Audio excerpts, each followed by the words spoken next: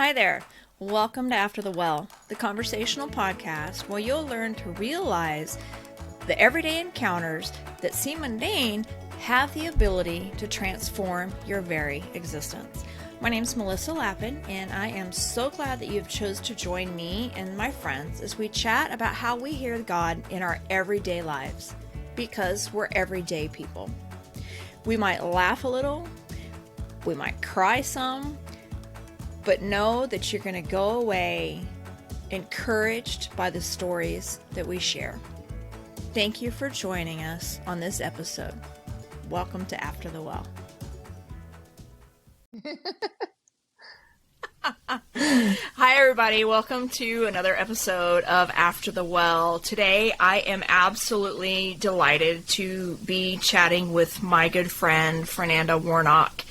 And I've known Fernanda, gosh, we've known each other maybe 10 years. No, 10 years now, maybe? No, not quite. But close to. Oh, a long time. No, probably because all the time at Riverstone, then we were at River City, then we were at this. That's true, yes. It's probably been at least 10 and 12 years. Yeah, a long time. You're lucky then, aren't you? I am very lucky to have known you for that long. But granted, I didn't know you really this whole time. True. So, you just knew me by reputation and rumor. But it's all been true, right? I don't know if all have been true. Some for sure. So, today, I don't know. I just want to chat with you because I love you, and I just wanted to give you a place to share your story, because I know that. Let me back up a little bit. I will say this as a disclaimer to any listeners. We are going to be talking about the pandemic. Yes. A little bit about COVID. We are not, this is not a political podcast. This is not a religious podcast. We or a are medical not saying, podcast. Or medical podcast, yes. We are not saying anything for or against the happenings of 2020. Yes.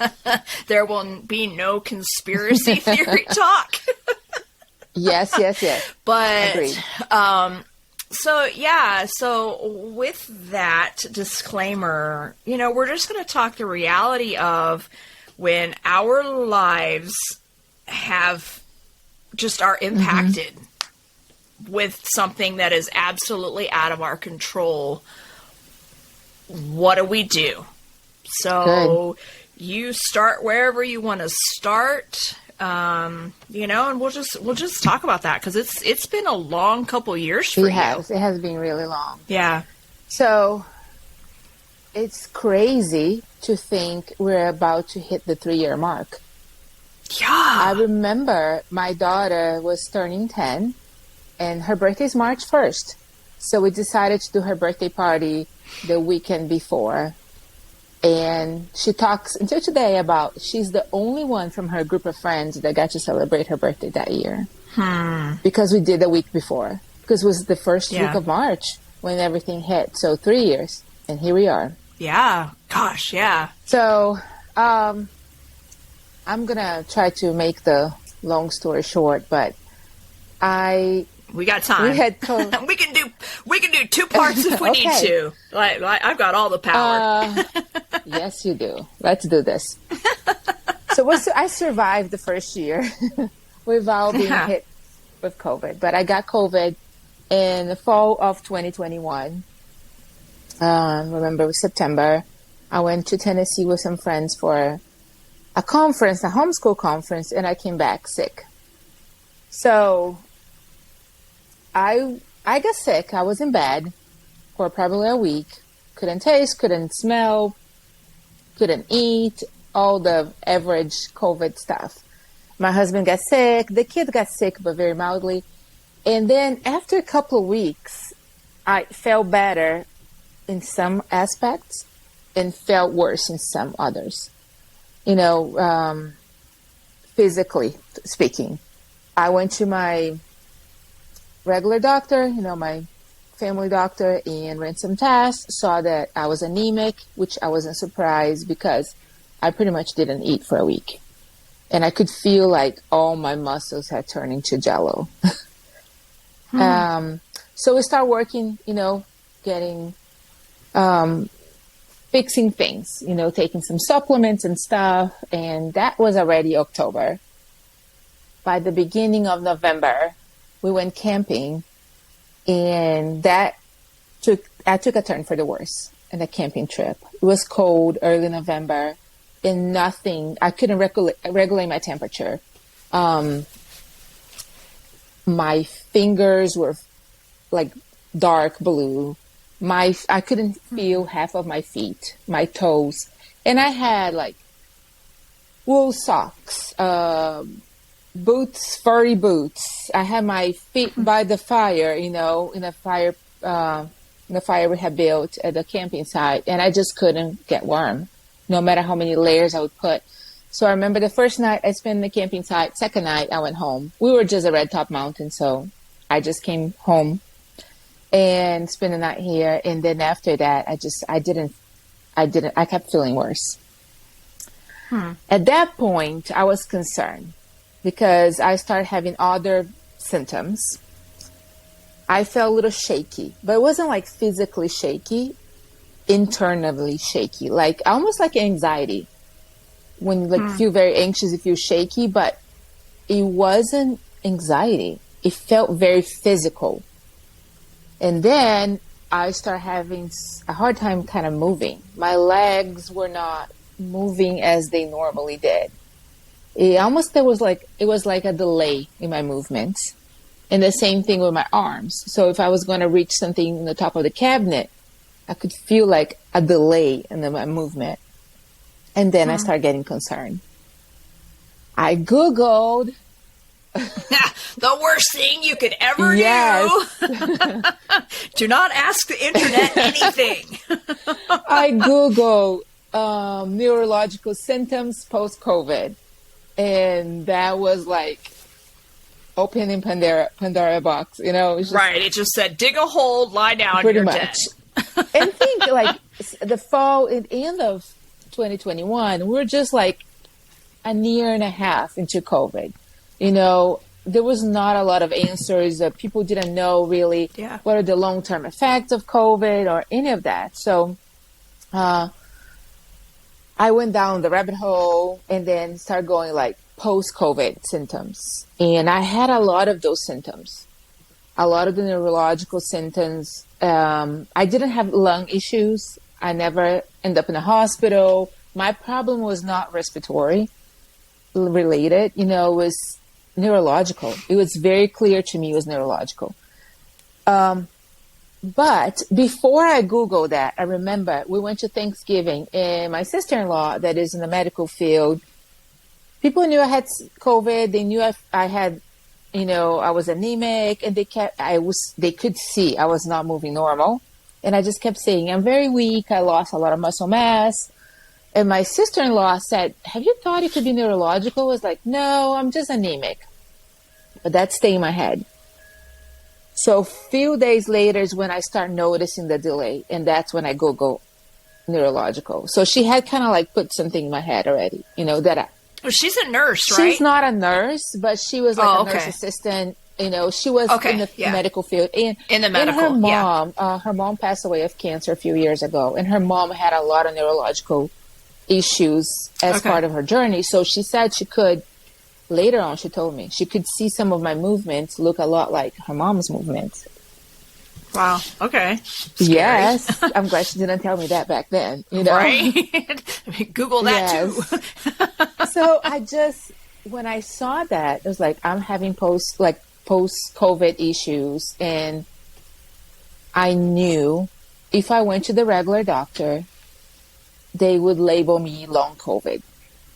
I just knew it because that was the answer for everything at that point. Yeah. And they had here, in Atlanta, like post-COVID, long COVID clinics that you can go and they would you're going to receive physical therapy and some stuff like this, but it's just to take care of the symptom. Yeah. Yeah. It's just management. Yes. Yeah. And I don't know how they're dealing with that right now, but I was getting pretty scared at that point. I'm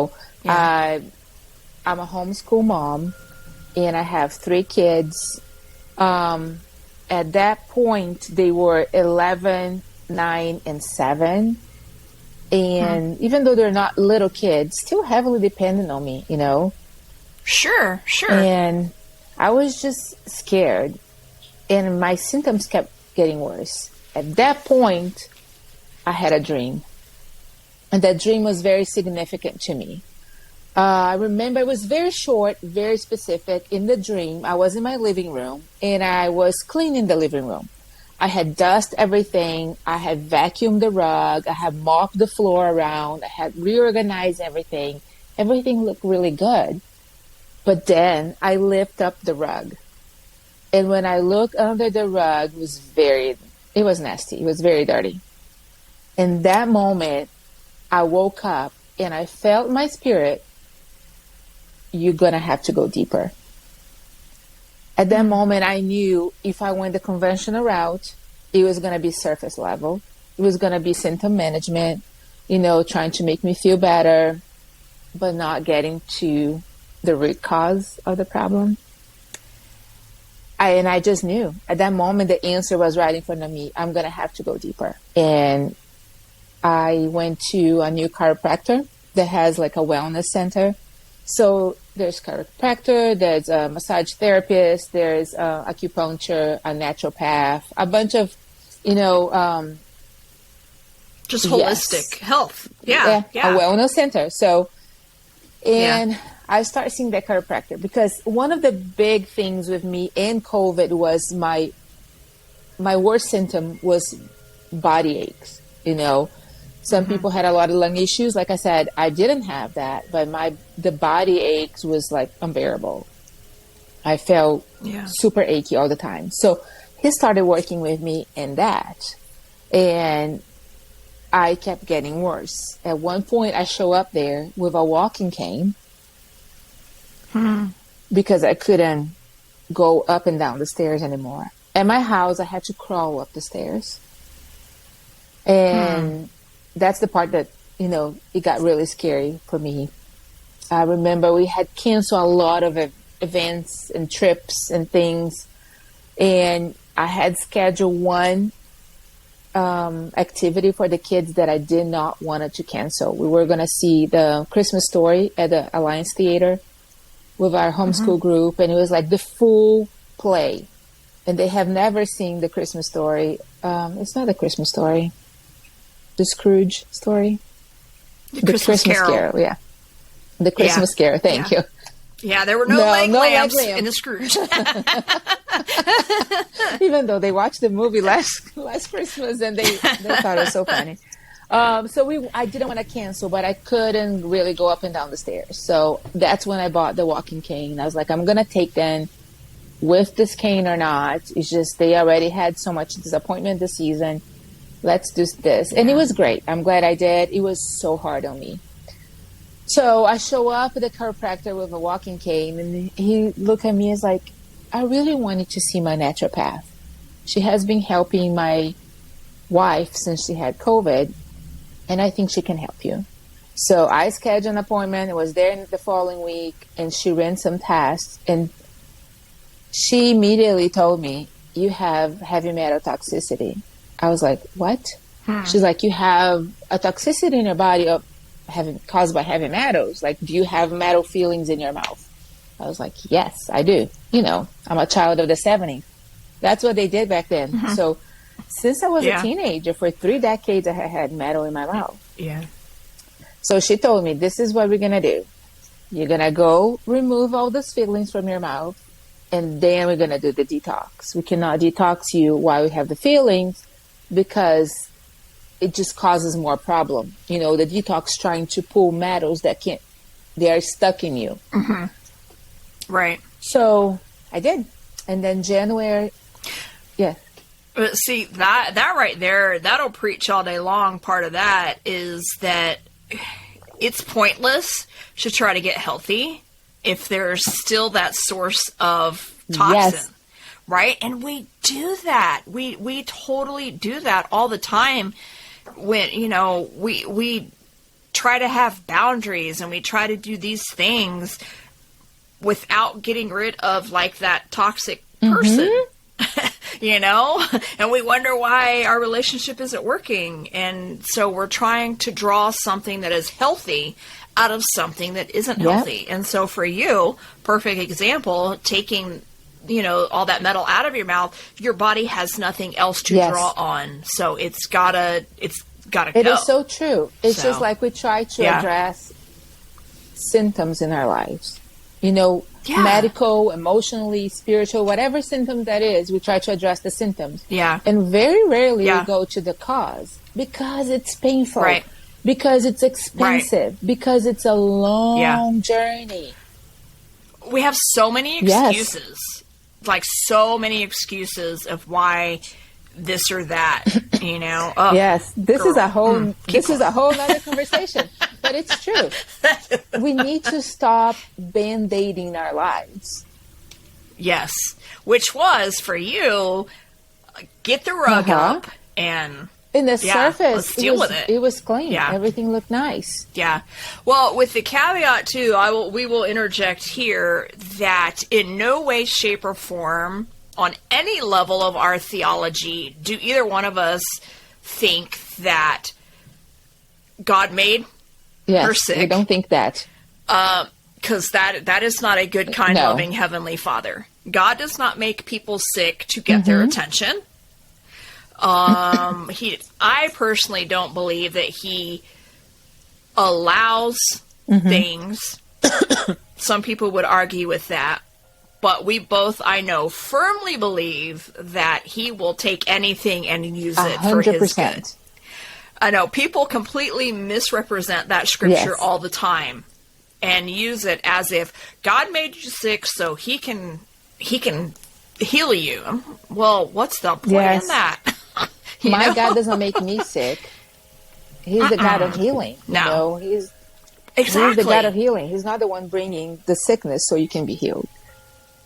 I heard someone say it like this: if you think that God makes you sick or does something bad to you, you are taking Him off of His throne and making Him equal with the devil. Good stuff, right? That'll preach, because that's what the devil does, to kill, steal, and destroy. That is not Jesus. And I think people because sometimes we don't have answers. They are very uncomfortable with the unknown, with the unanswered question. So they create theologies to wrap around their little insecurity or the unknown, because they just cannot be okay with the unknown or the unanswered. Like, I am okay saying, I don't know. You know, I don't know. And some things I don't need to know. And some things He will show me and some things He will reveal. But, you know, some things that don't matter. Bill Johnson that says there's no answer to the why.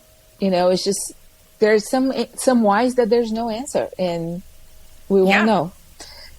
So no, it's just trust. Just trust. And I have not questioned at any point why God did that to me. You know, I think I already know better. And I know a lot of people question, and that's okay. You're on a journey. But I know He didn't cause this to me. I knew. Right. I have been through a lot already in my life to know that He didn't cause it, but He will use it. Absolutely. He will use it. And I have kick and scream through so many situations, not wanting to go through the process, that now I know. Like, the process is in front of me. I see it. I can waste time kicking and screaming and throwing a fit at, you know, a grown-up tantrum. It is not going to change the fact the process is in front of me. So I just take a deep breath, ask for His mercy and grace and favor, and say, just hold my hand and let's do this. Yeah, as quickly as possible. Let's do it. It's like, this is what I have to do. As quickly and as painless as possible. Rip that Band-Aid off and let's go. Let's do it. The process is not going to move, you know. So that's what I did. And you saw me in January of 2022. I did. And you saw I couldn't even hop in a car. Oh, You had girl. to literally Yes, take- I had to help you down the stairs. You and had I to shove pushed my your booty butt up in that car. And I was glad to do it because I was thankful that because I knew what you were going through, to some degree, but that you're just like, no, I am going to get out. And yes. And you chose to partner with Yes. life, which is also a whole nother podcast, that we just, you partner with the good, you partner with what you can do. I mean, granted, I get, like, there's some days you just can't, but you chose to come out and get that Thai food. It was and awesome. Just hang out. I needed that. Yeah. And that was the first time you do. I really left the house to hang out since, I don't know, I left on Thanksgiving to be with family, on Christmas to be with family. And on Christmas, it was interesting because we had a few elderly in the family that need assistance, and I was right there with them. Jason was helping me to go up the stairs, go down the stairs, sit down, get up. Me and the elderly sitting on the couch, It was very humbling. All of this. It's because you're an old soul. My hair matched their hair, like we're all there. Your hair is beautiful. Don't even go there. Oh my gosh. I love your hair. But you saw me in January. That was closest to the worst. February probably was the worst. This was January 2022. Yes. Yeah, January of last year. So it's been a year. And February probably was my lowest point because it's when I started the dental treatment. And so I had the metal fillings removed, and then I had oral surgery to extract all four of my wisdom teeth. I still had it. Wow. Okay. So one of them had metal in it, and it was just so back far in my jaw that was like it was not looking good anyway. It needed to go. So February was the hardest. February is already a hard month because it's winter and it's rainy, and especially in the homeschool world, we always say February is when you want to quit because there's no more holidays, activities, and there's no more excitement of January. It's just February. It's in the face. Yeah, and you can't go to the park because the weather's crappy. Yep. It's just, And then February, I'm doing all the dental work. I'm feeling awful, like literally crawling up the stairs. And I remember one day crying to my husband and saying, what if I never really walk again? And that man, in all his wisdom, he knows how my mind works. I'm practical. I want the practical answers. I don't want you to it's going to be fine. Don't slap it's going to be fine at me. Girl, because I need a solution. Give me a practical answer and I can hang on to that. And it's like, if you never walk again, we'll sell this house and we'll buy a ranch house. And we're going to figure it out. It's going to be fine. Like, we have, there's a solution for this.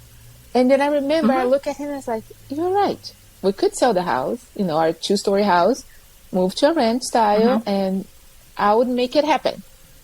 So every time I would have a crisis like that, I would go to Jesus and Jason.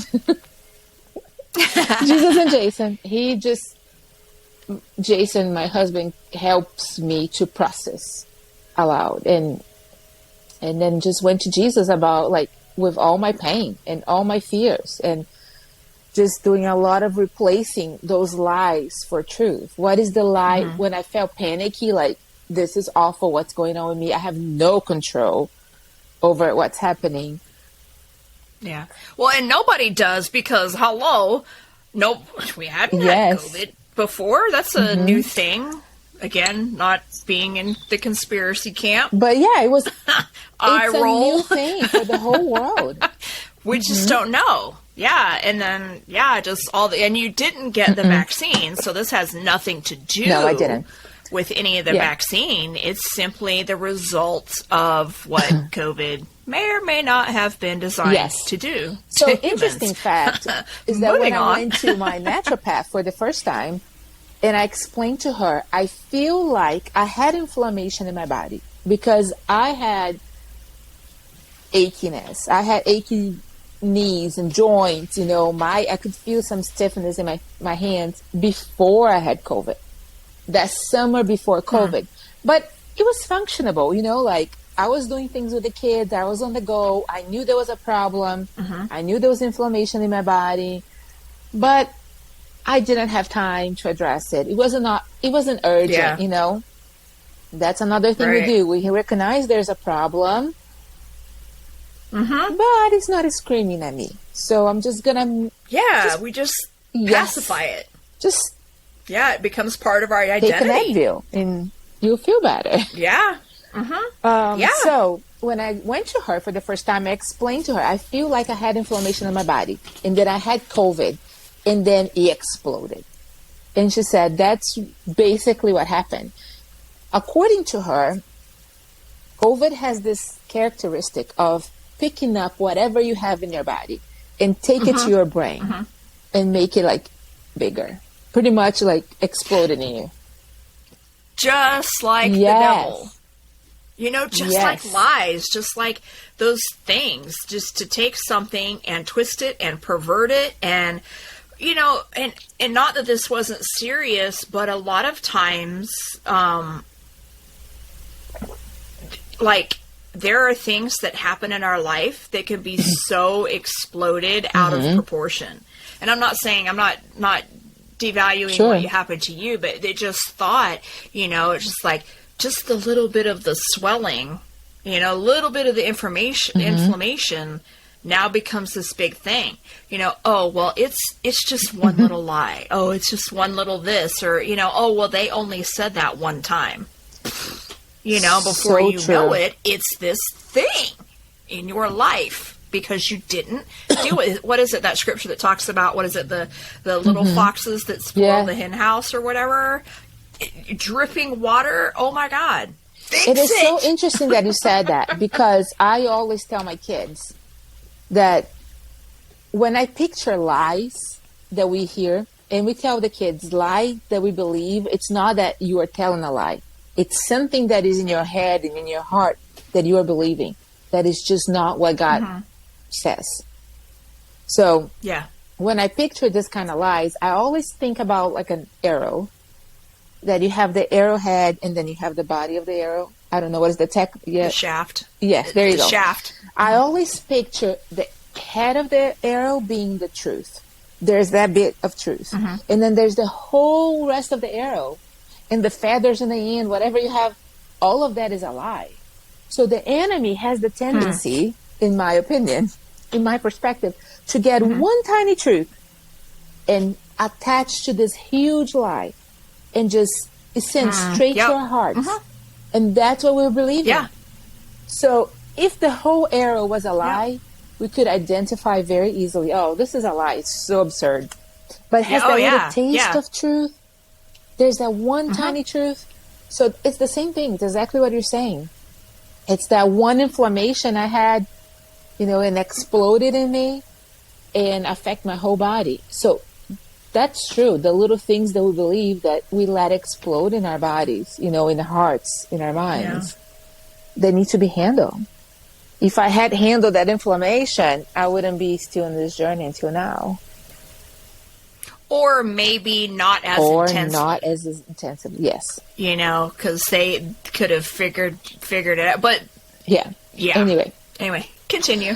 So I started the treatment. So February was a whole month of dental treatment. And then in March, first week of March, I started my detox. And within a couple of days, I could feel it. It was working. I remember waking up the second night, in the middle of the night, felt like needles, like things crawling under my skin. And it was just like the metal's being pulled, And I read somewhere, this is not my naturopath that said, but I read somewhere when reading about detox, that our bodies, the liver, usually works harder in the middle of the night, around between 3 and 4 a.m. And I would wake up every night at 3:30 a.m. Wow. Because it was on overload, probably. And it would wake me up. So I started that in March. Within a couple of days, I could feel the shakiness getting a little better. Within a week, something else would get better. So within a couple of months, I was walking much better. Probably 3 months after I started in the summer, I was going up, down the stairs. I would say now I'm probably 90% better. I stopped my treatment in the summer in August because what I'm doing is mostly like homeopathic, lots of supplements, but a lot of homeopathic stuff. And it requires a consistency, and also I have to take multiple times a day. And I had a lot going on in the summer, family visiting, and I was getting all off whack. So I just like, let me finish the summer fun and I'll get back to it. But I was feeling good, and 90% was so good, and I was living my life. I was back going on walks and doing the things I love to do. And then December came by, and I was like, I need to finish this treatment, because I also could feel like it's a tendency of a lot of humans. We start to feel better, and then we just forget about it. Oh, yeah. Well, that's what they tell you when they give you medicine. Take the whole 9 days, 10 days, 12 days, whatever. Take it all. Finish your medication. We do that. With so many things, not just medication. Oh, yeah, for sure. Better, so I don't have to deal with this anymore. Oh, this is not bothering me so much, so it's okay. But see, even in your vocabulary right there and what you're saying, we don't say, I'm healed, or, I've seen the end of it, or, there's no finality to it. We're just like, I feel better. That doesn't bother me anymore. So we turn it off. We have such a problem with follow-through. Yes, we do. We do, especially in our country. We want it microwave fast, here in the United States. And it's horrible. It's so horrible that we don't. It's just not in us to value the process and to value the conclusion of something. And I'm thinking about it too, because I know there are younger people listening. Like, perfect example, video games. There are cheats in video games that get you to the next level before you get to the end of the one level, right? You just go through, and it's like, let me go over here and get this. And if you go here and jump 3 times and squat, you can go to the next level, And that's, we are cheating ourselves so badly. And I can guarantee you're going to have to go around that mountain again. Absolutely. Absolutely. Because we don't follow through with it. Now, I wouldn't wish anything on anybody, sickness or anything like that, but whatever God is going to use, let him just say yes to the process. For a reason. Follow through. Because it's what I was saying before, like, the process will not change. And I saw somebody posted this, I don't even remember where I saw, but it was on Instagram, somebody saying, it doesn't go away. Whatever you don't deal with, it doesn't go away. And we have learned that. It's just...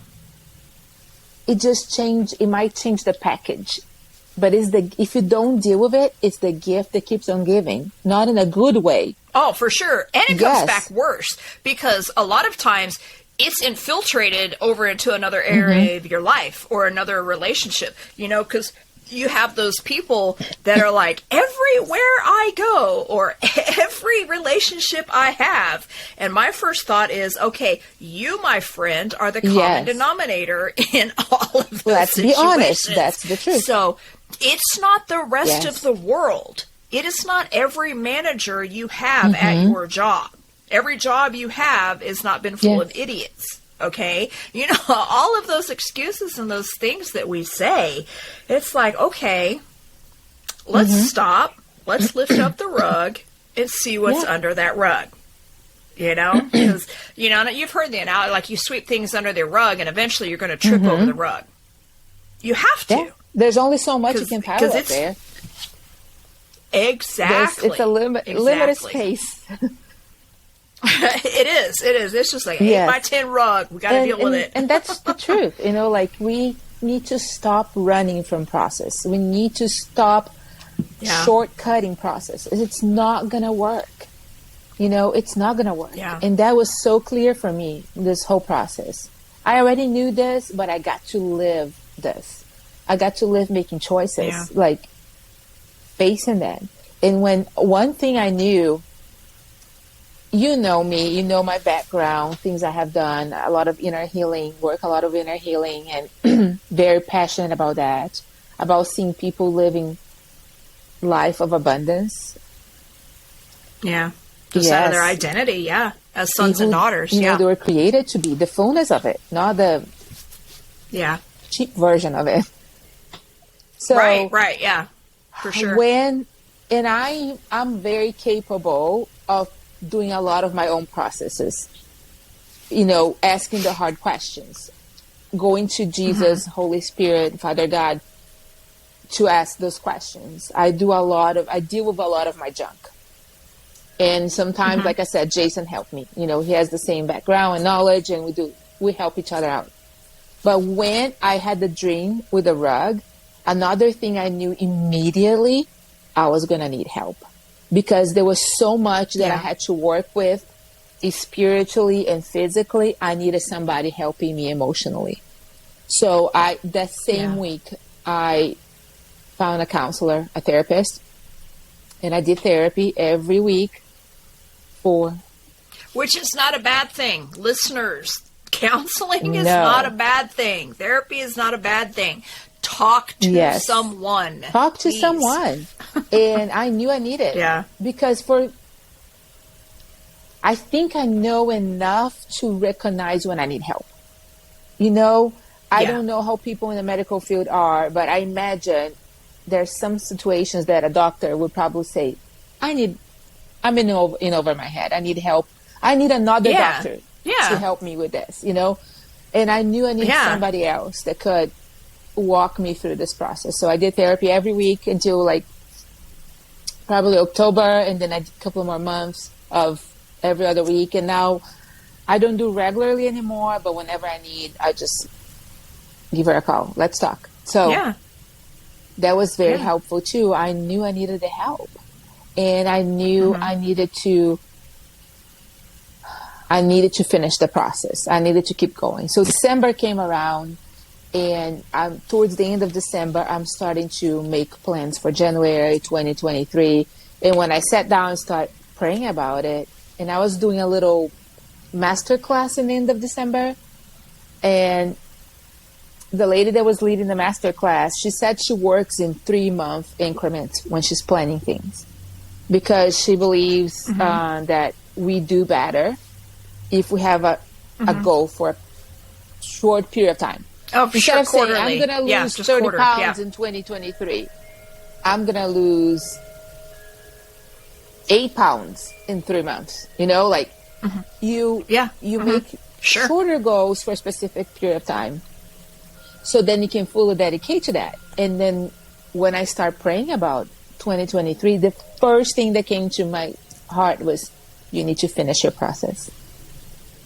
So that has been my goal for this first part of the year. It was the last week of December I was doing this. The first week of January, I called my naturopath and schedule an appointment, because I had been going for so long. I knew I needed to be retested to see where I was. And I was there. I think it was January 10th. I was in her office getting retested, seeing what is going on, what I had to do. My metal levels had,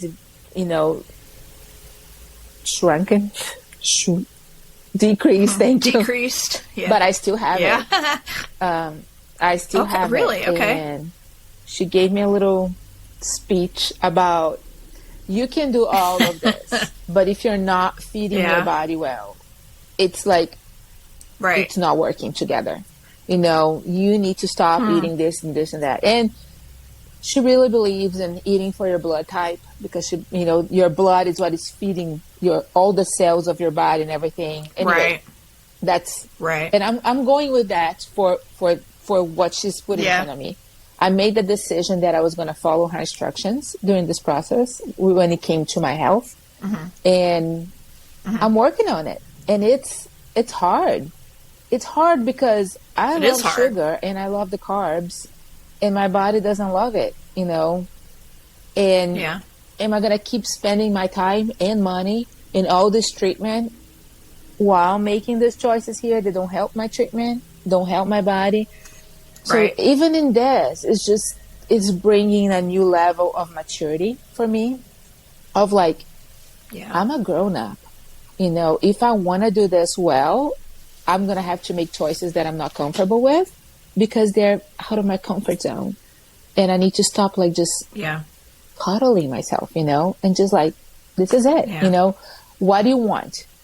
And what are you going to do to get there? So here I am continuing the treatment, and I have places I want to be, like goals I want to achieve, and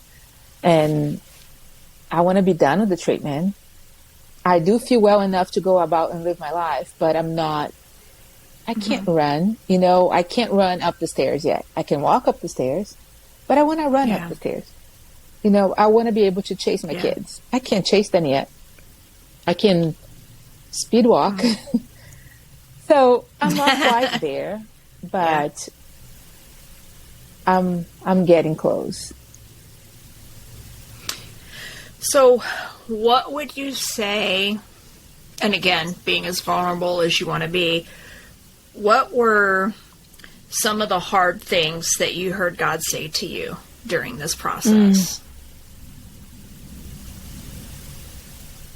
And things that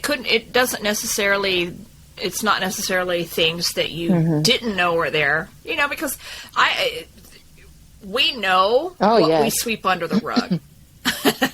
You know, someone's like, I didn't know. Yeah, you knew. Girlfriend, you knew exactly what you were doing.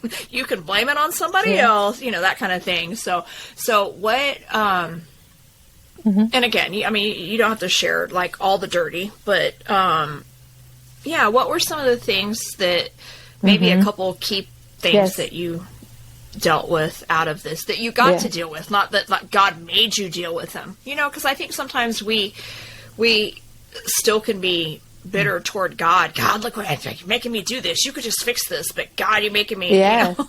And we get mad at God in the process, and it's like, he's like, no, sweetheart, look, if you just would acknowledge this, all this other stuff would go away. It is presented to us. You know, he's gentle. Yeah. He doesn't force us into stuff. Very much. He makes an invitation. And we get to accept it or not. Yeah. You know, we get to go to say good. no, or say yes, kicking and screaming, or say, I don't feel like it, I don't want to do it, but I'm going to trust you. So trust was the number one thing. Yeah. Am I really going to trust him during this process? Do I trust he has the best, you know, for me? Do I trust my family? Do I trust him with my family? Do I trust him for my future? Because that's hard for you, because in the place you were, I mean, you could have died. Your body could have shut down, and you could have died from the metal poisoning. And I could have. Yeah, I mean that. So and that because was my body was not in its prime when I had COVID. I could have died of COVID. My biological father died of COVID. You know, early in 2021, and that was hard too, because when I got COVID and I kept getting really sick, that's what kept coming back to my mind. He died of it. He died of it. Oh, the mind games that the enemy will play on us. The first thing that God really invited me in is to a deeper level of trust. Do you trust me in this process, no matter what is the outcome? And the number 2 was fear. So much fear. Like, I'm not a very fearful person in general. I'm not an anxious person overall. But I have one fear. The fear of dying, leaving my kids behind. Because it's what happened to me. When my mom died, I was 14. And then I had 3 younger sisters. They were 10, and then twins were 6. So I lived there. I lived that fear. That was my story. And I don't want that for my kids. So overall, I'm not fearful. But that poke and that one fear that I had, and I had to deal with it. Lots of my therapy sessions were about this. And so the trust and the fear were the 2 things. And coming out of it, being able to recently have a conversation with my daughter. My daughter's about to turn 13 next week. And she's a very reserved person. She doesn't talk like openly about her heart and stuff like her mom. But one day she came to me and we're sitting in a hammock and just chatting. And it was one day that she had a lot of questions, random. And I was just there for it, And one of the things she told me is just like, sometimes when you and Daddy leave, and we're at home, I worry that you're not going to come back. I was like, okay, I understand that is really scary. So what would you do? So we just start talking. And she said, I would do this and I would do that. And then she's like, do I have to call the police? I was like, you don't have to be a grown up. You call a grown up. We have a couple of people around us that are really close to us that could come and get you. And they will handle grown up stuff. So just helping her to process and not be worried about. Tell her that was silly or whatever, even. Yes. Dismiss and then she said, yeah. And then what if you and Daddy die? What would happen to us? So I told her, like, this is our plan. This is what would happen. And then I told her at a certain point as the conversation developed, I said, but I wanted to know one thing. I cannot promise you I'm not going to die. Well, we all going to die. I can promise you I will die. But yes, one day. Someday. I cannot promise you I will be old when I die. We don't know. The same way, there's no guarantee for any of us. So I cannot promise you that. I would love to promise you, but I cannot. But I can tell you my biggest goal is for you to know that if I die or Daddy dies and you guys are still kids, or even if you're older, that you have Jesus to walk you through anything. That if he's your anchor, if he's your foundation, you can go through anything in life and he'll carry you through. He'll hold your hand and he'll never let you go. He'll be there for you. So in the end of my whole process, this whole journey of healing, I was able to look my daughter in the eye and talk about my worst fear, which is me dying young when they are still kids. And I was able to do that and not feel afraid. I was able to look her in the eye with confidence and say, I don't want to die when you're still young. I want to see you get married. I want to see you have kids. I want to see you, live a whole life. But if I'm not there to see that happening, I'm confident that the work that I'm doing with you right now, you have Jesus to walk you through it. So it was so good for me to able to look her in the eyes and face my fear. Yes, of course, I'm not dying that moment, but I was able to talk to her about that. Right. And I wasn't feeling afraid.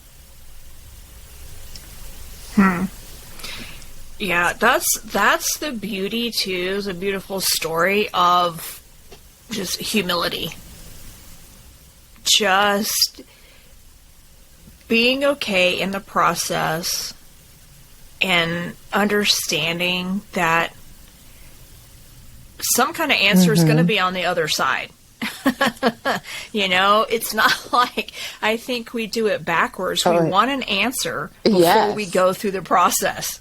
I mean, I know you do. I was like, okay, what is this going to look like, God? Is this really going to be worth it?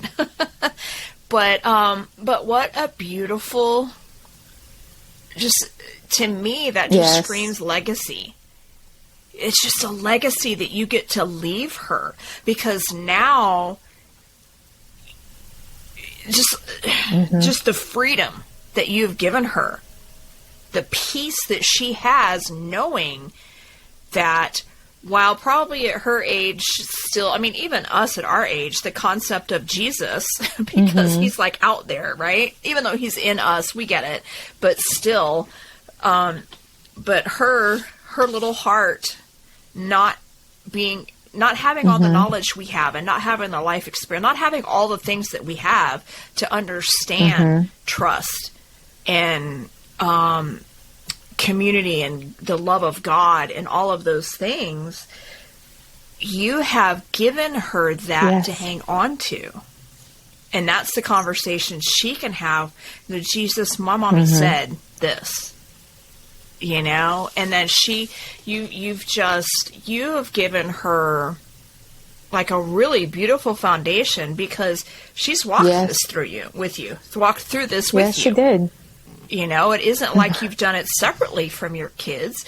The humbleness in you, you didn't hide it from your kids, because there are a lot of things.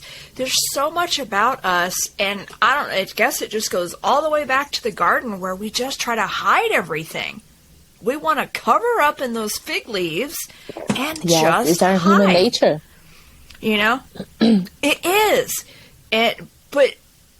But it doesn't have to be. And I heard it yesterday in a teaching. I can't remember where I heard it. Doesn't matter. Can't remember where I heard it. But the person said, anything that happened in the fall is no longer our inheritance.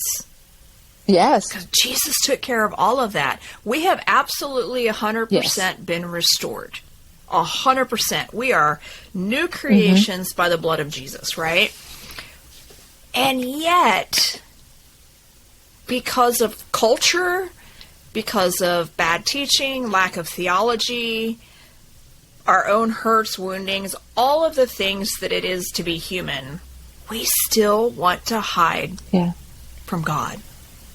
Yes. You know? And that's why I said it's in front of us. The process is in front of us. We get to make that choice. He's extending an invitation to not hide from him. To just, you know, I see that invitation. He's extending his hand and saying, let me walk with you through this. Yes. Constantly, every day. In all every the issues, day, all in all day. the things we face. You know, let me walk with you. That is the invitation he has for us. But we just let the fear overwhelm us. We just let, you know, the lack of trust just sidetrack us. And that was me. And that's what I had to walk through in this process in my heart, is the trust and the fear. The trust and the fear. And yes, we did let the kids see there was no way to hide. You know, I couldn't do a lot of things. They were amazing helpers. And that was it. That's the conversation we had with them, saying, mommy cannot do a lot of things. She needs, you know, I had to say, I need you guys. I need help. And there are things that they got to see. They got to see when I tripped and fell and I could barely get up. It took me probably 10 minutes to get up from the floor, you know, and they're trying to help me. But they didn't get to see me crying my eyeballs out, you know, in the shower when I was in excruciating pain. So it was this, they got to see some, but they didn't need to see all of it, you know. But there's so much they learned in this process. They were so helpful and generous. They were so willing to let some things go and understand, you know, and just really show up for me in a way that it was just beautiful. And I'm very thankful for that. How they handle that. I'm very thankful for my husband, how he just he stepped up and took care of me, took care of the kids, there were so many days that I couldn't even make a meal for the family, you know? Yeah. And he would just show up and do things. Yeah. So. Yeah, and it's cool too, because it's not, and just because I know you and know the hard work that you've done over the last 20 years to get healthy in your own heart, you know, that while, you reached out to your kids and just said, okay, these are the expectations. These are things that I simply can't do. You're going to have to fix your own food, whatever, your little things. It wasn't like you turned it on them and became a burden to them. This was a journey that you guys all walked together. And I think I just want to commend you. While I wasn't like a big part of it, simply because, I didn't come over and hang out because you just needed time. You needed space and all the things. Excuse me.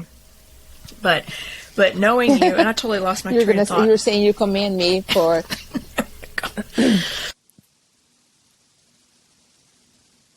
Oh, excuse me, coughing. Requiring things of your children, just the way that watching this from the outside, it's just been beautiful because it's something that you guys have done together. You didn't isolate yourself from everyone. You didn't. There were just so many beautiful points that you did, and I think that has a... Okay. It was very hard to find a balance because I like to share. I'm very vulnerable and I'm very open, but I knew also it was such a fragile moment of my life that I needed to protect him. So I wasn't social media sharing details, but as I would reach milestones, as I would see, okay, this phase is over, I would come on social media and share something. I remember on Mother's Day, all I wanted for Mother's Day was to go on a hike. I love going on hikes with my family. And we had a brand new puppy. That. And I was dreaming about taking the puppy on a hike. And then for Mother's Day, my husband gave me like those trekking poles, for hiking. And we went on the first hike. Probably in 8 months or something like that, and it was beautiful. Long time, and that made my day. And I share about that. Probably the first time I shared on social media part of my journey. And so from time to time I share something because I want people. I don't want to hide, but I knew I had to protect my heart. I knew it's a controversial topic, COVID and being non-vaccinated and heavy metals and going a homeopathic route. All of this is controversial. It's lifting the rug for me. And I needed to protect my heart and not being arguing with people why that was the best for me. So, right. Well, because stress is not good for us. That changes our physiology as well. It totally messes up our hormones and all the chemicals, I knew I all needed the to things. Protect him and be a little quiet. But people that were in my close circle, everybody knew what was happening. And, and it was good. It was it's awful to say this, but it has been a good experience. My husband had the opportunity extended to him, like, how are you going to love your wife and your family well? How are you going to face your fears, because I'm sure he had fears too. And my kids also had that opportunity extended to them. Are you going to serve your mom and each other while she can't, without putting pressure or demands on them? It was really an invitation. Yeah. So we all had an invitation in front of us. And I really feel like we all show up. Yes, we made, we didn't make it perfect. It wasn't all great all the time. But overall, in the end of the story, I think we all show up beautifully for each other. Yeah. Well, I think, too, it's just a beautiful story of choosing the right perspective. You guys chose... And just because I know you chose not to be a victim. That's a big one. That's a huge one for people because people can do that. Oh, me. Oh, my. Oh, woe is me. Oh, all the things. I can't. I'm this. And the worst one of all that I hate, and I want to smack somebody every time they say it, it's just not my personality. Okay. And Oh my Really. God. That is such an excuse to not Because be we an all have an overcomer. opportunity to show up in our lives powerful. I'm gonna put my Yes. Danny Silk vest now. We Preach, all have preach, opportunity bring it. to show Come up on. in our lives in a powerful way. We're all called to be powerful Yeah. people. And yeah, it's funny because Yeah. I'm finishing his book. I'm reading for the 7th time, I think. I thought it was 6th time, but yes, I'm reading keeping with your a love friend. on. Yeah. And I was like, dang, this book is so good. Every time you read it, it smacks you. The book is literally falling apart because the pages are coming out. But we all have opportunity to show up powerful in our lives. No matter what personality you have, you have that opportunity to be a powerful person. I could sit here and tell you my whole story about how my parents divorced when I was 3, and my mom died and I was a teenager, and I had horrible teenager years, and I was emotionally my sister's, mom, and go on and on and on. And I was a victim for many years in my life. I've been there, done that. Is no fun. Being a powerful person is much better. It's sure. So much better. That's so Believe good. me, it's so much better to be powerful and make those choices. Yeah. And during this whole process, I had to remind myself, I can do hard things. I can do hard things. I have been equipped for this. I have the tools. I have Jesus walking with me. I had to remind myself from time to time, I can do hard things. I can do hard things. I can do this. And that has been very helpful because I didn't play the victim card. Yeah.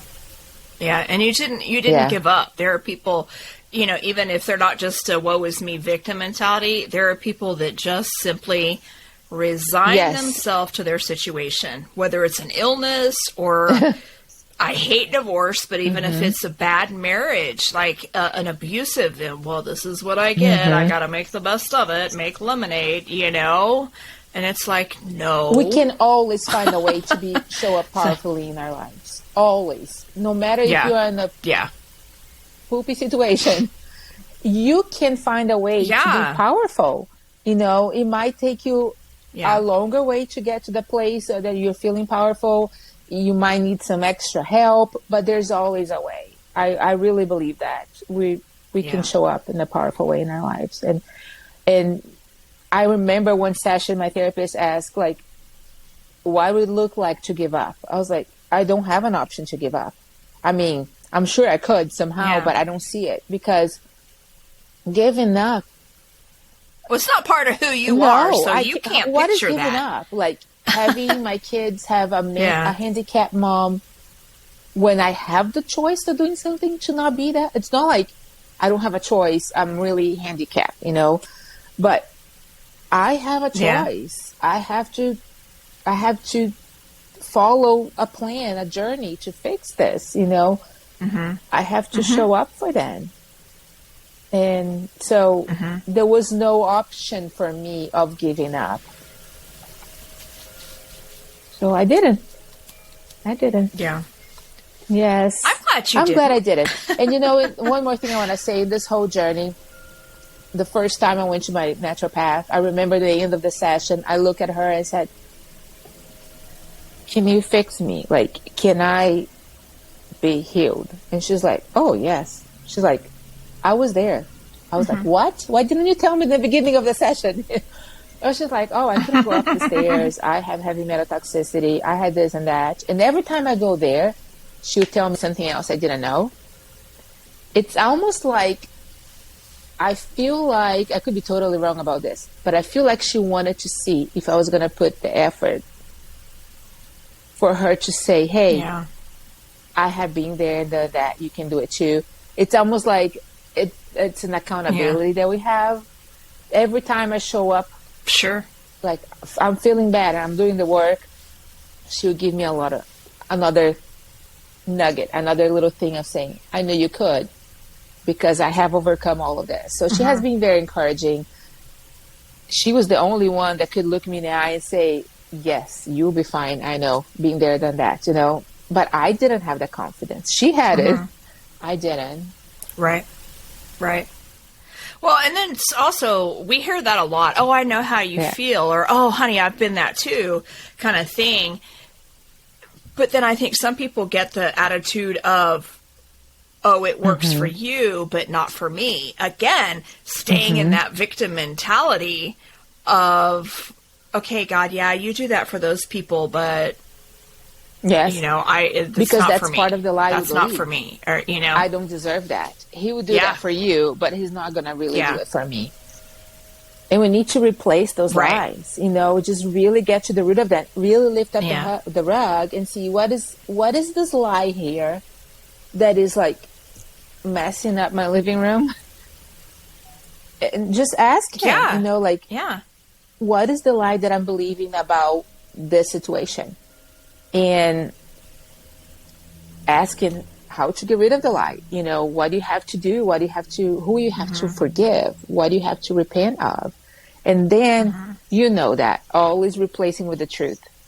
You know, we cannot remove a lie and leave it like void. We need to replace with a truth and just ask him, what is the truth about this? So it has been a journey. Yeah. Good stuff, my friend. We could we continue. could. You know, we can keep talking. I think we're going to land this plane. We have thoroughly checked under the rug, and there's nothing there. We have. It was really good. Thank you for letting me share my journey. Yeah. I was reading in Philemon this morning when Paul was writing to Philemon about, his name's so funny, but Onesimus, whatever his name is, however we want to say that, Onesimus, but Paul said, you know, he was just thanking you, he was thanking God for Philemon, and he says, I pray that as he goes and tells his story of faith, that he would tell everyone so that they will know for certain all the good that comes of those who put their trust in the Anointed One. Wow. And it just reminded me of what you were saying, like your whole journey has just been about trust. And so I want to say that I thank God for you and for your journey, and that you did choose to trust, because now there's a story of hope for people who maybe are walking through an illness or a situation that seems hopeless. And it seems hopeless because they haven't learned to trust the Lord, you know, and maybe they don't know the Lord. I don't know who's listening to this, you know, or where it's going to go. But thank you, because now you have a story that's so much more than just a story of healing. It's a story of restoration. It's a story of legacy for your children. The story of strengthening in your marriage. You know, the story of hope and not giving up. And that's why I wanted you to come on and just tell that part of that story. I'm sure there's another aspect of it all that we could talk about again, you know, at another time. But yeah, so thank you. Thank you for being willing.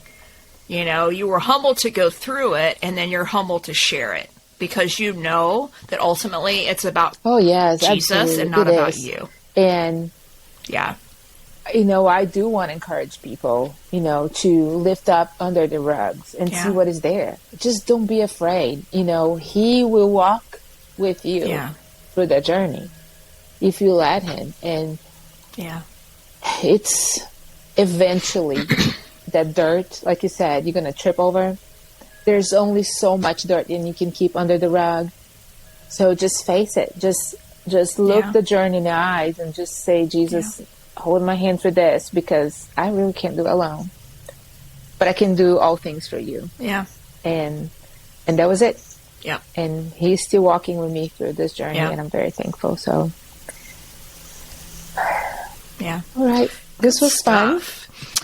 Well, ladies and gentlemen, thank you for joining us on today's episode. Follow us at AfterTheWell on AfterTheWell.org on Facebook, After.TheWell on Instagram. And then if you could like us and leave us a review and share us through any of the platforms where you are listening to this, whether it's Amazon Music or other podcast platforms, I really appreciate it because I need to know how I'm doing.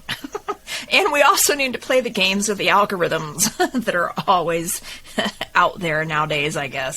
So I appreciate everything, Fernanda, and we will have another chat at another time.